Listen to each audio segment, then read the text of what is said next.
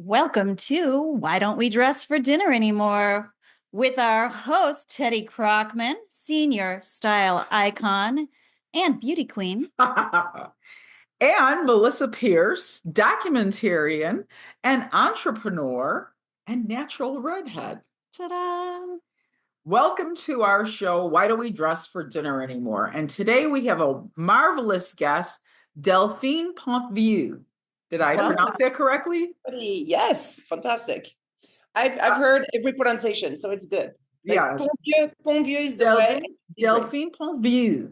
Now I'm going to introduce our guest to you because she has a very, very interesting and very eclectic background that I think all of you will find very fascinating. Delphine Pontvieux was born and raised in France, but is a proud global citizen and traveler. A multilingualist, she studied and lived in Spain, the Netherlands, Australia, and the US before making Chicago her home in 1998. Delphine was spotted by a talent agent in Chicago who urged her to start auditioning for roles. In her first film, LOL, Laughing Out Loud, which starred Demi Moore and Miley Cyrus, Delphine played the role of a quirky French aristocrat and Joan of Arc fanatic who hosts Cyrus's character during her end-of-year school trip into Paris. Delphine continued with her acting and voiceover training, which she attributes to her increasing skills, and was cast in the horror movie Sinister 2. Now get this, Sinister 2, as a mother murdered by her child. That's Sounds very uplifting, Delphine. She also had a featured recurrent non-speaking role in the drama Empire, which I believe was filmed right here in Chicago. It was. Yes. A genuine Renaissance woman, Delphine is also a scuba instructor, cave technical diver, and ocean conservationist. That's awesome. In addition, she's a published author of short stories, magazine articles, and the winner of 2 literary awards. In 2012, she founded NYET Jewelry, her collection of hand-designed and crafted jewelry using carefully selected hand-dyed hides, metal, gemstones, rubber, and hardware that are made to last. Delphine recently received an award for her designs by FGI Chicago. So welcome to our podcast, Delphine. We're really, really happy to have you here today. Thank you so much for having me. It's a pleasure. Yeah. Well, like I said in my intro, you really seem to be truly a Renaissance woman. I mean, you moved from acting to writing to diving to finally coming upon jewelry design. So can I ask you, after that wonderful eclectic background, you were an actress, you were scuba diving, you're a world traveler, you're a writer who received awards.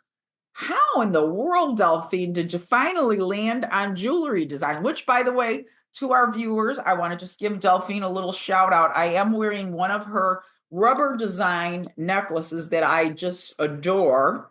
I just love it because it's all rubber. And then there's just this one ring of kind of like crystals that go around the circle. I think it's just fabulous. I'm a big jewelry person. I love it. Thank you. So how did you land? I mean, I love your designs, but how did you land on jewelry design as your kind of career here? Yeah, so it's actually an interesting story because I was definitely not planning on this. Not that I was planning on being an actress either, but and so basically at the time that I had written, you mentioned that I was doing writing and all that. I used to write a lot. And I had just published my first novel. It's an actual political thriller titled Estimated Time of Arrest. And then so that took me almost 3 years. That was a long endeavor. And it was also, of course, written in English. That's not my first language, so it's a lot more hard work. Yeah. I definitely didn't want anybody to read the book and be like, oh, that doesn't sound like she's from here, So it was a lot of extra work. And writing is a very kind of antisocial activity, you know, and very solitary. Yes. And after 3 years of literally like not going out, not doing anything, because every waking hour that I had free, I would be writing. Yeah.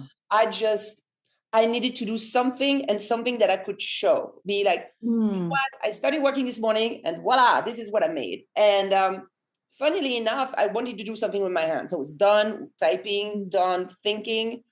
And then so I just got this idea of, because at the time I was also diving a lot. I got this idea of making bracelets that you could, you know, my friends could wear even when they go in salt water or whatever. And it had a kind of a nautical theme. It was made with anchor shackles, which is still, if you look at my website for my leather work, which is what I used to do earlier, is very prominent. I really like that shape. And yeah, I started making these bracelets that people could just wear in the ocean, not have to worry about it. And at the time, I had a very good friend of mine. I don't know if you remember that store, the Green Goddess, it was called, on Armitage. It was a big jewelry store. And anyway, so one day, like she was looking at my the bracelet I was wearing. She's like, "Oh, I really like that." She's like, "I would like to try to sell it in the store." And I said, "Well, why not? Sure." So I made a little selection. They sold very well. And so, you know, I was making a lot of them. Yeah. And that went on. So that was the summer. And then I think like in September, October, I was at the store and I was like checking out inventory. And then she just turned to me and she's like, "So what's for your winter collection?" I just looked at her and I was like, I don't know. And literally, I swear to you, this is how it started. Because then I was like, well, yeah, I need to do something different. And also we're in Chicago. We're not, you know, on an island somewhere. So I need to make something a little bit more sophisticated. And that's when I got the idea of still using that shackle, but then dressing it in leather instead of like braided materials. Now, let me ask you something. Did you receive any kind of training to that create was a question too. Yeah. No, not at all. Usually, like, how did you know to put this stuff together like this? I mean, I would have. You know, like the analogy that I would use, even though I'm not a mom, so I don't even know why I'm using that, but that's what my sister says. You know, when you've got a kid and then someone gives it to you and it's 4 years old and you have no idea what to do with it. And my sister always said, well, that's why they give it to you in your belly, so that, you know, you've got 1 year to figure out before you can even walk, or, you know, it's a process of learning, a learning process. And that's exactly what it was with me. I mean, I started literally the bracelets I was making, I was just cutting through leather. It was not stitched. It was not dyed. It was just raw. I mean, you know, but as I started making more and more, thinking of new ideas, new concept, then I bought myself a leather sewing machine. I practiced a lot, you know. I started learning how to dye leather. I took classes. You know, I mean, it all has been empirical. I mean, I've also taken classes like metalsmithing and all that. You don't invent. I mean, you need someone to teach you, and also you need a lot of equipment. Right. So, but for the first years, you know, I was really working with leather, and leather is just amazing because you can just do so much with it. You really don't need too much machinery. And so that's how it started. And really, like, for example, like the necklace that you're wearing today is really, that's just like the past 2 years, you know. So it's taken me like from 2012 to now. Right, to kind of evolve. So I didn't just wake up one day and was like, okay, I'm gonna set gemstones in some, you know. And, okay. And for those of you listening and not watching, Teddi is wearing this necklace of connected black rings. They are made of rubber. And then the centerpiece of those connected black rings is the rhinestone covered circle. Right. And it is a big and very bold necklace, which most of your designs are big and bold. Is that your style, or as I heard you say, you wanted to design something for the city, or like, this is Chicago, it needs to be a little more sophisticated, etc. So what's your thought process when you are making jewelry to sell? And then what's your own personal style? Sure. Well, obviously, like all the jewelry I make is stuff that I would wear myself. I would never like something that just doesn't fall right or whatever. Right. Will never end up. I would not be selling it or even giving it away either. Right. And that's why, like, sometimes I've got customers that come to me and they say, well, I love, your big gemstones, but I would like, a little dainty chain. Can you make me a little dainty chain? So honestly, I don't do dainty. I could, but there's so many other people that do better. And to me, it's like, honestly, like, I don't know. That's not, Yeah. Well, you to me, Delphine, I remember the first time I met you, it was for it was at a clothing store. I think it was Swabby. And we had that. Very well be. I think it was FGI. I think this was it, Delphine, unless I'm not. Wasn't it Nitschka? Wasn't it like the behind the scenes? No, because I wasn't at Nitschka. So you were it was for FGI. I know that. And I remember meeting you and I thought, wow, this woman's got a big personality. You have big jewelry on. I remember admiring your jewelry. I do remember you at the Zet. Because Melissa was with us. I remember meeting you. Yes. I can't see you. Right. You're right. I can't see you making dainty little pendants or something like that. I mean, you have such a big personality, a big presence. The bold jewelry just seems to match your personality. Right. I actually can't see Delphine in my mind wearing something dainty. No. Yeah, I'm like, oh, what little summer dress. No, not unless it's with combat boots or like or neon yellow.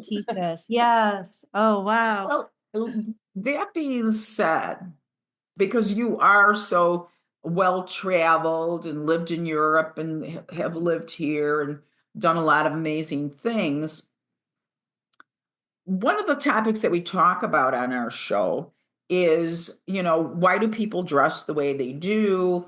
What are the things that influence them, etc. So if you could, how would you compare the way overall Europeans dress compared to the way we dress in the United States? Now, I understand Europe is multiple countries and we're multiple states, so in the South, people dress kind of very differently than they would in New York or LA or somewhere like that. But if you just want to generalize, take Europe, take the States, how would you compare the styles? Right. And also, Delphine is very well traveled. So you've seen a lot of different styles. So it would be interesting to find out also how your style has evolved due to your travels. Due to all of this exposure you've had. Yes. So there's one thing that is very funny because being French, there's always this kind of reputation that precedes you, which is amazing. It's like you just roll out of bed, you look like crap, and you're like, oh, but she's French. So it's awesome. So right. Living in America has been amazing for that because in France, people are like, you just roll out of bed. So, a lot of people think they have this vision of French that is so sophisticated. It's like French manicure. Never seen a French manicure in my life until I came heard that. Okay? I don't know why we named it the French manicure because there's nobody in France that wears that. Nobody. I saw it when I first came to the US. I thought that was the most amazing thing. So basically what I wanted to say is like, I think that there's this beautiful glamorized vision of France, which can be that way. I'm not saying there's grandeur, there's a lot of sophistication, but on a day-to-day life, we don't walk around in Yves Saint Laurent sheaths to go to work or whatever. People are they're more like Jane Birkin, crisp white shirt, jeans, loafers, go. That's at least in Paris. But it's always done, in a classy way. What I love about America is because for me, I love dressing up. I love some, I don't know if you can see, it's not even like really an evening dress at all, but it still has some glitter a little bit. I just love everything that shines. I mean, sparkly. You're sparkly. Yeah, sparkly. give me like, I'll wear leggings like everybody else, but they'll be vinyl because they have to be interesting, Yeah. It's always, but what I loved actually, and what I still love about America is that people have so much more freedom to dress the way they want. Mm-hmm. And I think it's very sad that many people do not take that chance to do it, because in America is the only place where I remember, especially like when I was 19 and the first time I had a scholarship for a year. And so it was the early 90s, right? But it was still big and bold. And I remember going to clubs and there was those girls, they had like cut off little shorts with garter belts underneath. And I just thought like, oh my God, it's so like out there, so amazing. I would have never dared doing that in France. Never. Like people would just like lock you up and be like, okay, get this lady out. The fashion police would come get you. Oh yeah. They'd be like, no. But I just thought that was amazing because these girls were just like owning their style. They were like Madonna. Madonna changed everything to the 80s. She was American. I don't think a French singer would have ever dressed that way. It's just not in our way of thinking, because we're an old country, and then there's a lot of laws and diktats and what you should do and etiquette and blah blah blah.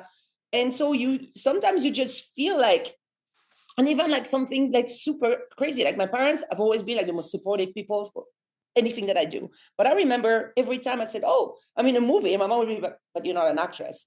I'm like, doesn't matter, Mom. I mean, yes, I am now. I mean, I've got cast, I did the audition, nobody gave it to me, but I guess I am, and same thing was I did making jewelry. And my mom was like, but you never studied making. I said, I will. I don't know. I do things, people like what I do.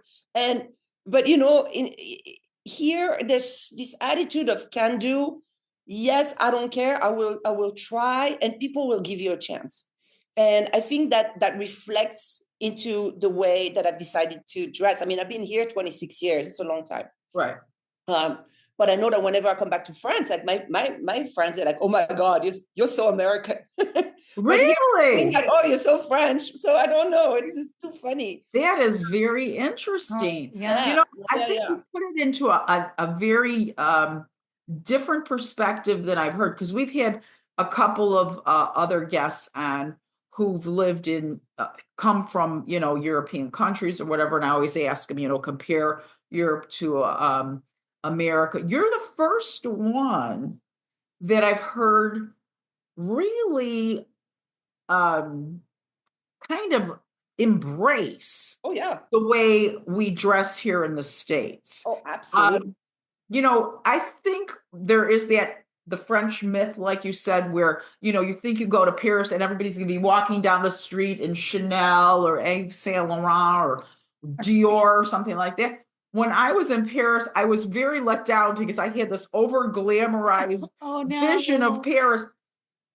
And first of all, the big mistake I made was, everything's cobblestones in Europe, and I'm wearing high heels. Oh, yeah. I can't tell you how many pairs of shoes and boots I ruined in Paris.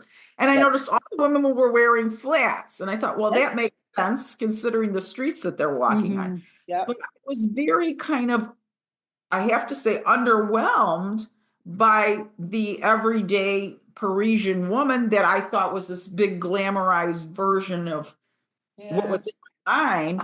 And like you said, Delphine, it was really more kind of classic dressing, very simple. Well, she mentioned Jane Birkin. Yeah. Well, Jane Birkin was not French. She was English. Yes, but she was English, actually. But she embodied like, the kind of like French, like, the red lip. Yeah. Yes. The grandfather crisp shirt, the jeans, like the boyfriend's jeans and the loafers. And that kind of become, and the sweater that's knotted around the, right. Yeah. Or the scarf.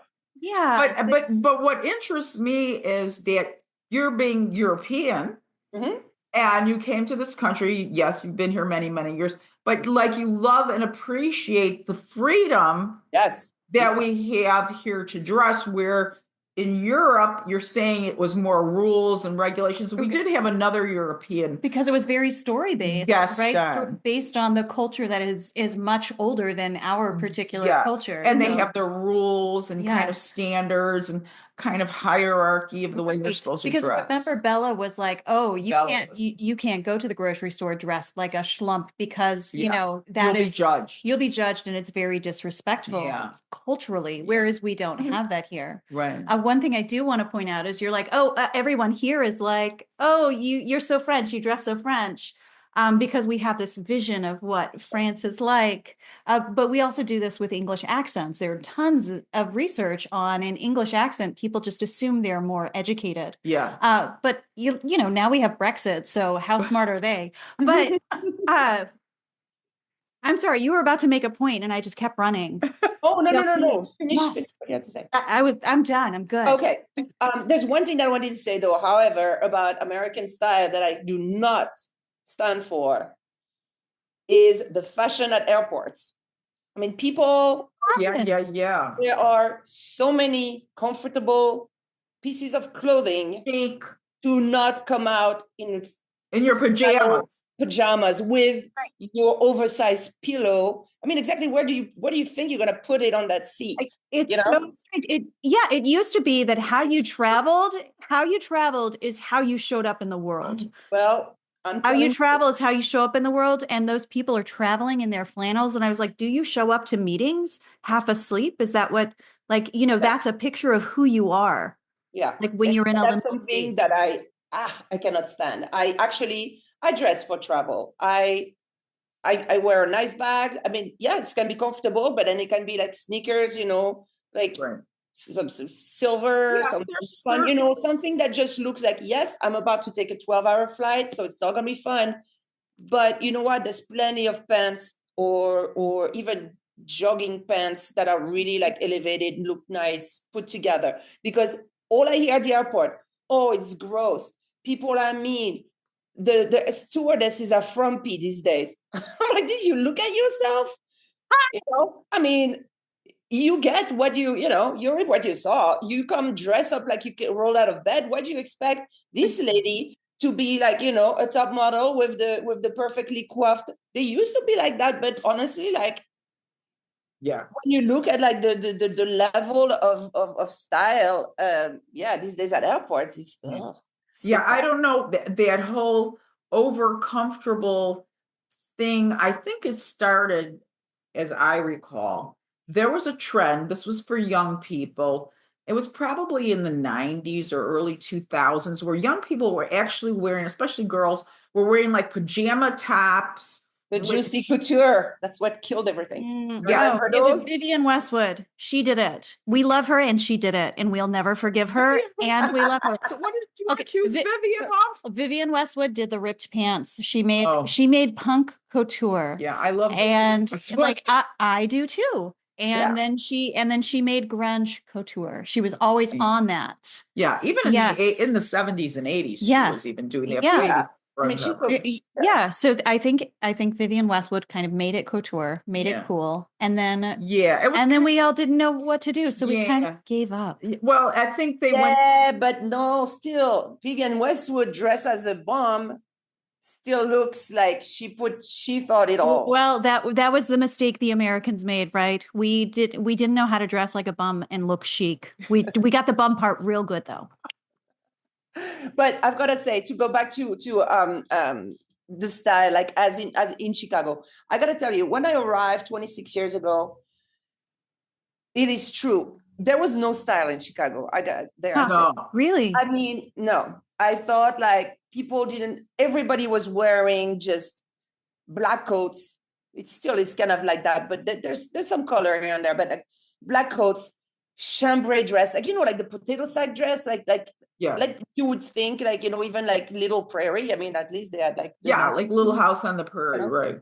But I thought people were dressing really like frumpy, beautiful woman in like dresses that just had no shape on them, and I felt very, very, very sad about it.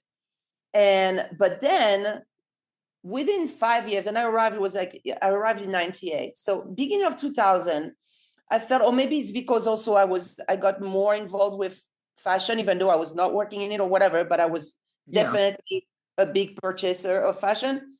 And I found, Damon had all the up and coming designers in Chicago. And I remember those stores where literally you would have a model of dress and there would be one in each side. If you didn't buy it, that was it. And all these stores, like that's how I met. And then there was at the time, like Calvin Tran and Michelle Tan, and who else was around? Like already Swaby was around.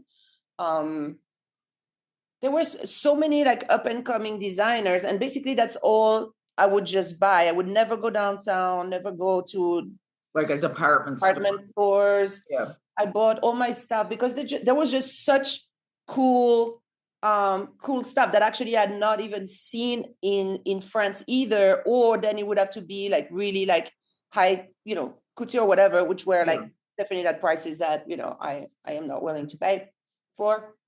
But here it was available and all that, and I thought, oh my God, how fun, and fun colors and fun takes on things, and crazy shoes like that Fluvog store. Oh, yeah. It's been in existence in Chicago for way over 20 years. Yeah. And so the style was here if you wanted to find it. I think it's just people were still in that mindset, and I'm not saying that in a bad way at all, but more like I go to TJ Maxx and I see what I can find. There's nothing wrong about TJ Maxx, but at the same time, people always put this idea that fashion costs a lot of money. Well, obviously that has changed with, lately, with fast which is fashion. Another terrible subject. But I feel like people, given the chance, you can buy, a $200 Calvin Klein sheath for work at TJ Maxx. You could also go to that other store and buy a one-of-a-kind super cool dress for about the same amount of price, the same price, because those designers were up and coming. They were not selling their stuff at $1,000. Right. So I feel that people have understood that, and more they just have developed their style. And maybe it's because nowadays I really hang out with like all of you, wonderful people who really like make sure that they dress well. So maybe that's also my vision. Yeah. But I'm like, oh my God, people here really dress to the nines, but because we all enjoy it. And I feel like it makes the world more beautiful. It's not vain. People have actually adorned themselves for centuries, even back in the day when, there was barely fire. People wore earrings. People cut bones to make necklaces. I mean, this is something that is so part of being human. Yeah, it's an expression. It's a self-expression. I think one of the things that we try to point out on this podcast is that fashion is many things. It's not just, like you said, kind of an exercise in vanity. How am I going to make myself look like the hottest chick in the room or whatever? It really is a form of self-expression. For the designer who's designing the piece, it's a form of art. It's an artistic expression. Well, like I would say, this piece of jewelry that I'm wearing is a piece of art. Right. Even the person wearing it is an artistic expression. Well, that's what just how you put it on. Right. So, I mean, dressing in and of itself is an artistic expression. And I agree with you, Delphine. A lot of the fashion mixers that we go to and things, we enjoy them so much because we all like to really express ourselves. And you'll see people really, really dressed up, or somebody really wearing something funky or kind of rock and roll looking. But everybody is really kind of bringing it. And it just elevates the mood of the room. It does. It's a conversation starter. You go around and you talk to people. Where'd you get that? Oh, I love your outfit. It really kind of brings people together. I feel like it's an immersive art experience, right? It is like walking into a museum where actually the pieces talk back to you and have a conversation and have a relationship. You are exactly right. Yes. That is so true. It is a living installation. Yeah. Right. It is like a celebration of creativity, isn't it? A chance to experience something new, something joyful. Mm-hmm. And that makes me excited to go to the next mixer we're going to. Are you going to be at the Curio event? The Christmas party at Curio? I think it's the 9th. Yeah. Are you guys going to the Swaby behind the scenes on? No, of course, Swaby. This Thursday, Curio is doing the. Thursday. I have another event that I have to. Okay. But I don't have an event, so maybe I'm going to Swaby. Go to Swaby. There you go. Maybe, I have like 3 events next week. It's Christmas party week. Next week. I mean, I got month is right. Yeah, and even I feel like Chicago's social calendar has become really good.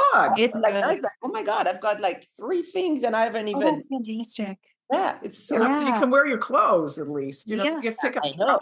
And that's why I love here, or even like weddings. Go to a French wedding.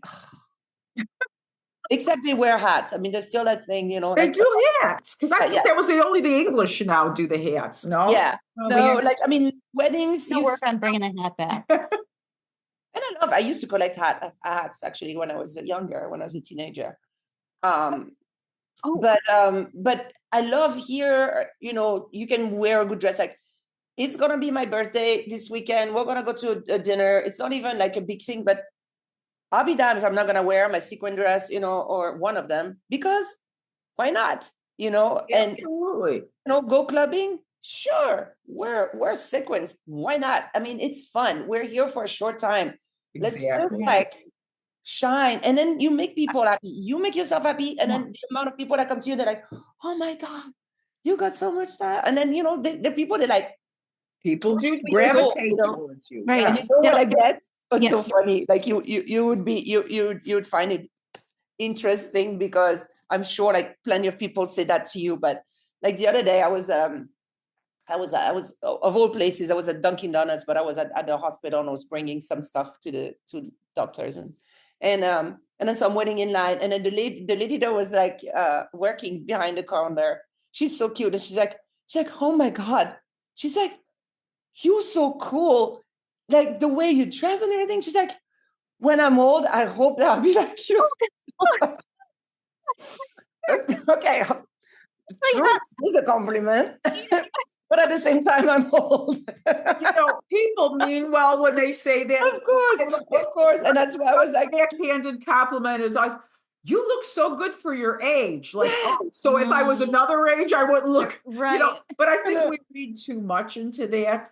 I think coming from a younger person or whatever, what they're trying to say is you're aspirational. Oh, absolutely. You're what they would like to become and evolve into at some point. But they say when I get old, I hope. Yeah, they say it all. Right. Also, Delphine, if you're still going clubbing, call me. Oh yeah. Oh, I love. Oh my God. Yeah. I love a good. Yeah. Okay. We'll. Yeah, we'll do it. So I heard you talk about, we have always been dressing up, even our ancestors, way back when we figured out that we could use fire, we're wearing earrings or pieces of bones. So in that same vein, what is your favorite era of fashion? Do you have one?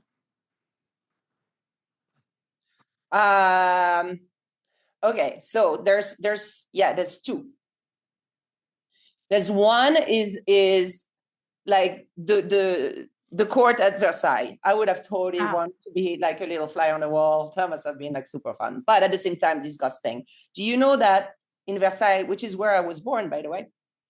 You were born in Versailles? Yeah, and the hospital in Versailles is built in the buildings that were the old stables of the king palace. Okay. Yeah. So, but the thing is, like they say, okay, so in Versailles, fun little fact, there were actually 660 bathrooms. Yeah, wow. And what I read is that, what the guides were telling us when you visit, they said actually in the winter when it was so cold that people didn't want to go, like they would go behind the curtains.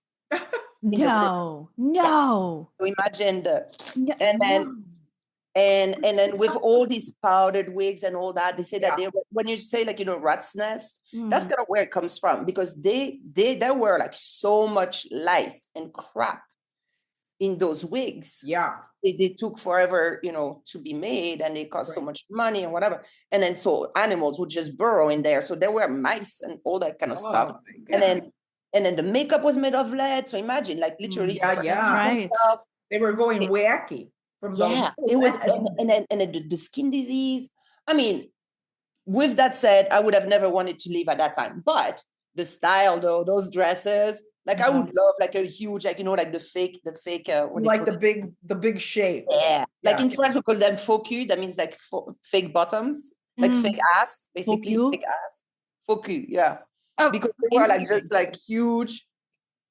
So and then all like the beautiful like like gemstones and diamonds and all that. Yeah. So that's the one, and then the other one is one that actually kind of lived the end of, and that was talking about Vivienne Westwood, the punk rock era. I'm a punk rock girl. The 70s and 80s. Oh yeah.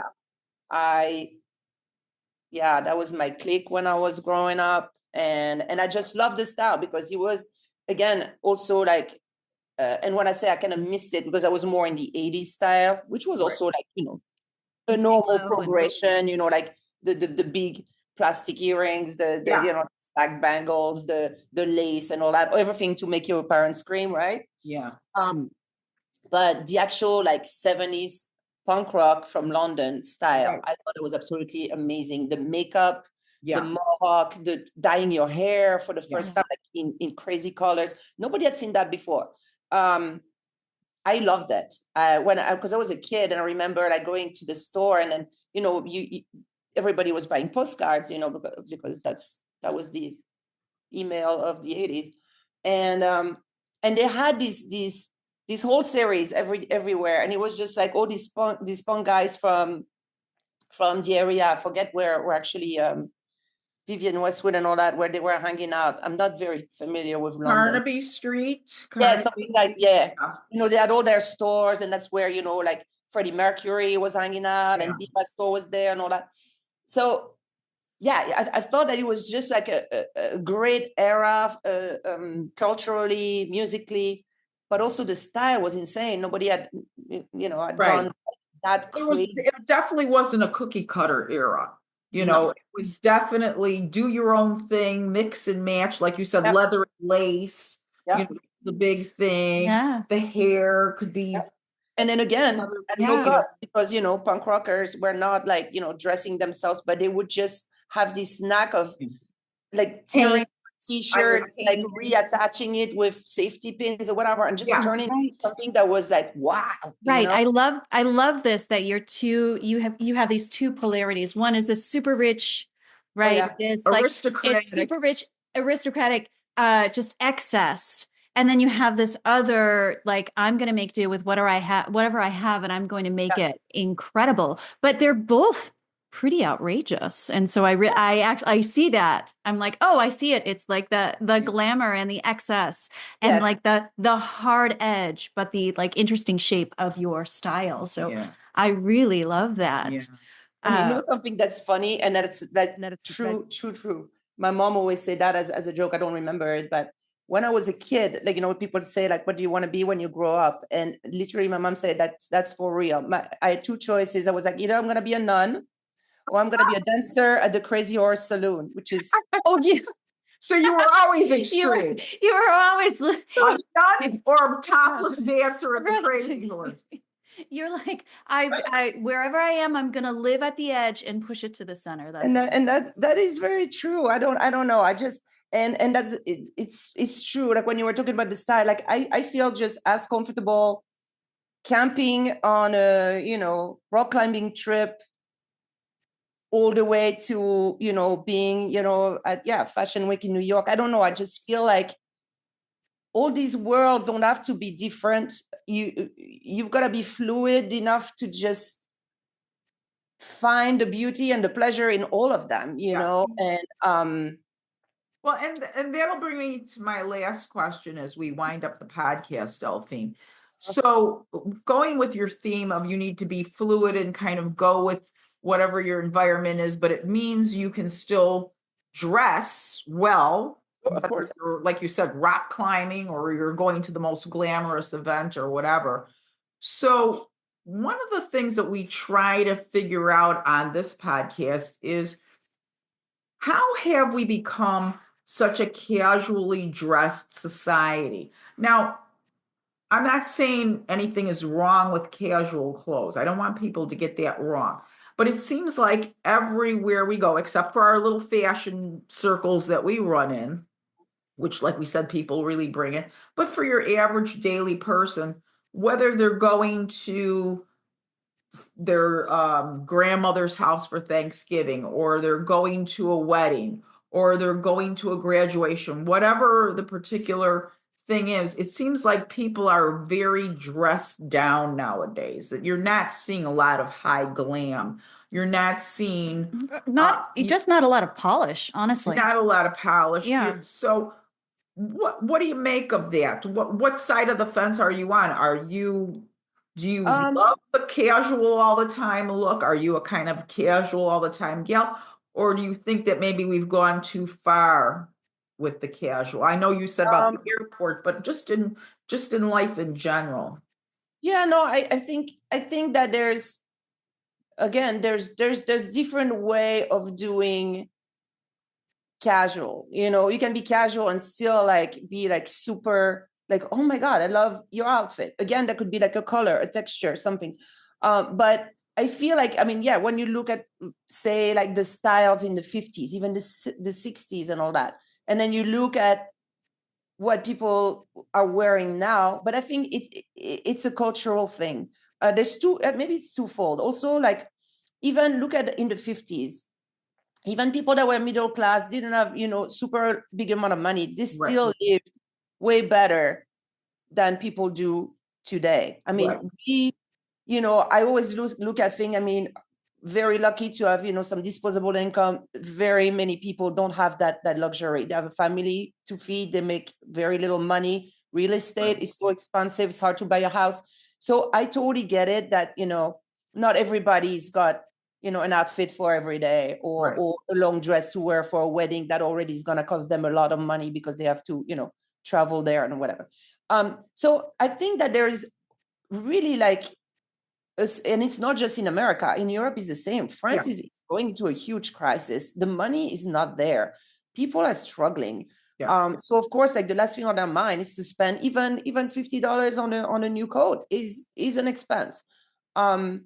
So there is some of that, but I think there's also a more likely, and the way I look at it more with the younger people is it's just a question of culture. We would go out, we would go seek out people. Now you see everybody, like even like I see like young people that I hang out with, or either at a coffee shop or something, and they're all together, they're all sitting around, but nobody's talking. And they're actually probably talking to each other, but they're all on their phone or whatever. So there's this, why, if all your life is just on your phone, or, and you lose that idea of, I'm going to try to attract someone who maybe to talk to because I'm at a bar. Before we didn't have a phone. When you sat down and you were by yourself at a bar, don't tell me that you were like, oh, stay away. I mean, of course, it was always like the one that you're like, oh, no, of course, but you went to the bar, not just to, expecting, but that's how you made friends. That's how, and I thought it was a good thing to actually, like, you sit down for a cafe, like in Paris, France, anywhere. You sit down and then you're just by yourself. You would light up a cigarette, because back in the day, that's what you do. And then you have your coffee, and then the guy next to you is kind of cute or whatever. And then he's like, do you have a light? Oh, sure, you have a light. And next thing you know, you're talking. Doesn't mean that, you're going to be friends forever or whatever. But there was this thing that you wanted to make an effort. Like when I lived in Spain, my Spanish friend especially would never leave the house without a full head of makeup. Like literally, they would run out of cigarettes. It was Sunday. We'd been partying until 8 a.m. in the morning. We're all like in our pajamas on the couch. And then they're like, oh, we need cigarette. And then they had to make a poll as to who was the one who was going to shower, and I said, why? And they said, because you never know. You could be meeting your husband behind the line. Sounds like Teddy's mom. That is true. I mean, but I said, on the other hand, that was the French in me. I said, on the other hand, one day you will see you looking like the way I'm seeing you right now on the couch. So maybe you need also, if you want true love, maybe he's going to fall for you the way you look like now.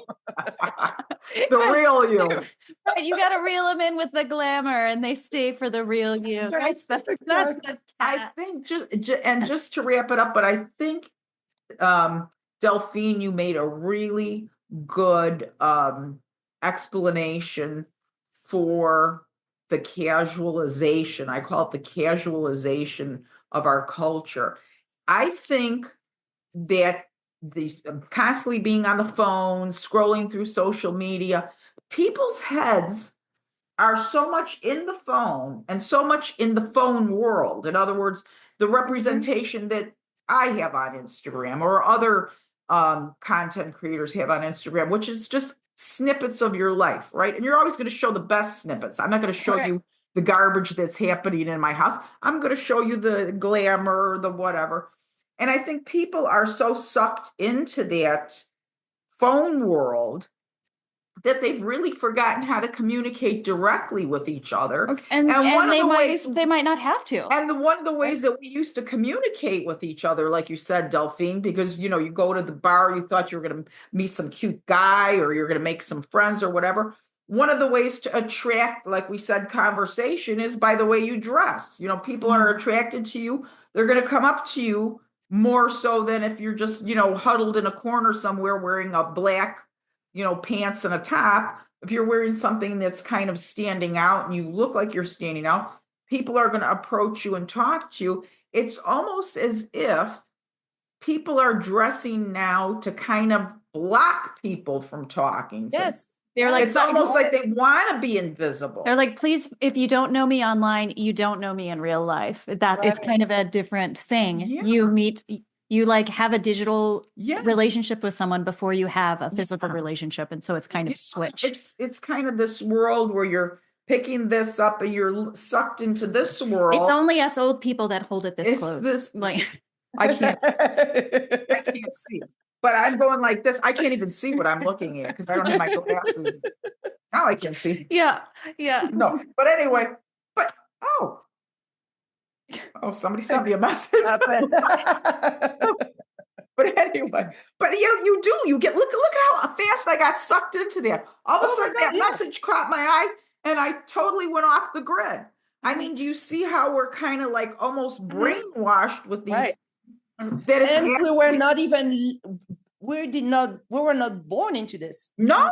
And we still managed to get like 8 hours of screen time. Like sometimes I look at my Apple phone tells me like, and I'm like, there's no way. Okay, maybe that grants like emails and photos and whatever. I'm like 8 hours. I mean, how? What were you like? You're like, what was I doing? You don't even realize. And look at the time is passing us, Delphine, and this phone is sucking the life out of us.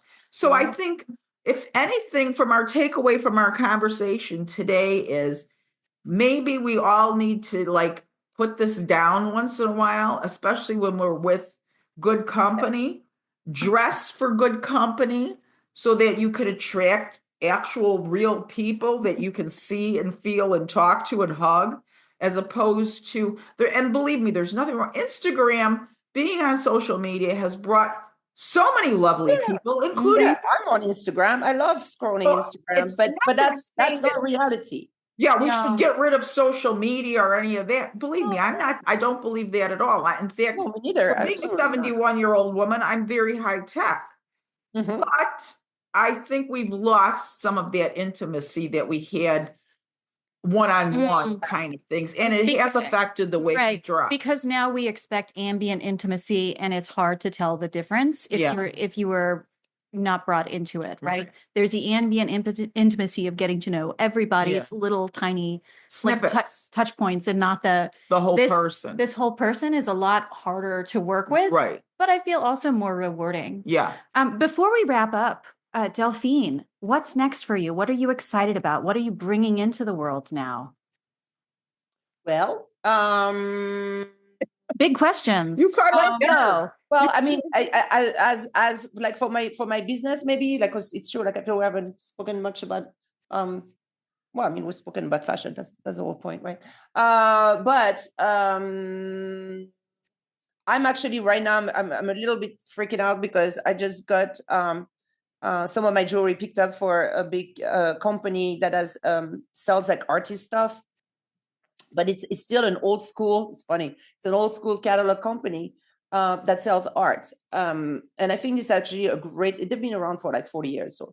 But it's a great thing, and I think that's still around because there's a lot of people in America. We always look at like New York, this, that, but there's a lot. The majority of people don't live in the big city where they don't necessarily have really access to like cool stores, cool art, or whatever. So this company actually bridges the gap and sells the work of artists all around the US. And then so they still do it old school. So there's 390,000 catalogs that are coming out every so many weeks. Yeah. And I'm going to have 4 of my pieces in their winter catalog. So we'll see. But so that's my new. What's the name of the company? What's the name? It's called Artful Home. Oh, okay. Artful Home. Yeah. Well, let us know when it drops so that we can. First week of January, I think January 4th. Okay. And I mean, I've been working with them already, so it's not like it's brand new, but I've never been featured in the catalog. Oh, that's on their website. I'm on their website, but I mean, just the jewelry page for necklace is probably like 76 page deep. I mean, like yeah. Now you're not on the first 3 pages. Yeah. So, but like a catalog that those people receive, even if you just browse through, people will see my work, and I just now you're in it. So awesome. And the thing that I love lately is that, and that's the best compliment I think. It's not so much like selling. Selling, I don't care. I sell because I've got it. Right. You've made a living on art. That's great. Right. But the thing that really makes me happy is like people that wear my jewelry and they're like, oh my God, I just love it. Or I wore it to this thing and people wear it. And that's the best thing for me. It's like, it's really spreading joy because I enjoy making all that jewelry. And I just love that even like nowadays, people recognize my style. Like the other day, there was an FGI event and this lady came over and she's like, I was at Nomi and I went to eat and I was a little early. And then, they always have that gallery. And that was like the curio curated. Yeah. And there was a picture from the photographer, John Fromstein. And if I pronounce it properly. and that picture was a photo shoot that we did with my jewelry.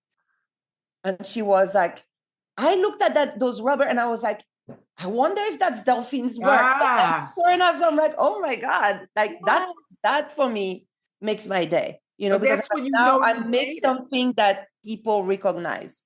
That's when you've made it as an artist because you have a particular aesthetic, a particular style that's recognizable. Just like you would recognize a Picasso or you would recognize a Moreau or whatever, Modigliani. We're going to recognize a Delphine. We're going to recognize NYET Jewelry.